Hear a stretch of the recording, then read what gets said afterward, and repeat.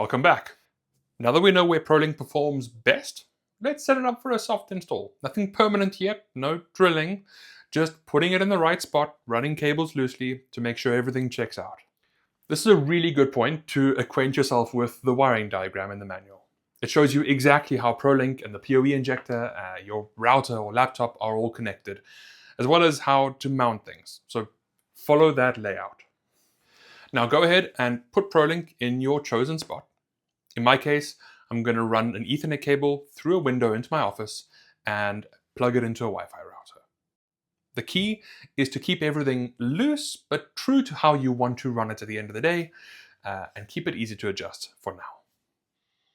At this point, we'll run another speed test. If you want, check your metrics in the UI again and just compare them with your earlier results. If your speeds dropped, it usually means the position or direction shifted a little bit. So make some small adjustments until your numbers match or even improve.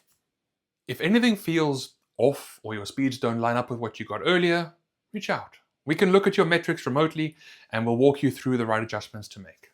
Again, this is what we do and we'd love to help. We're almost at the finish line. If your soft install looks good, then it's time to mount ProLink for real and clean up the cable routing. So use the included bracket or the clamps to mount ProLink to a wall or a pole respectively.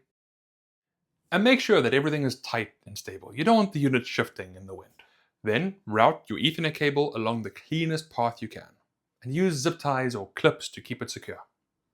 Remember, create a drip loop in the cable before the cable enters your home so water doesn't follow the cable inside. And connect the cable to the window entry cable if you aren't drilling through a wall. Remember to use the weatherproofing grommets on ProLink and on the window entry cable to protect those connections from the elements. And then we're ready. One last video, we'll do a final test and wrap this up.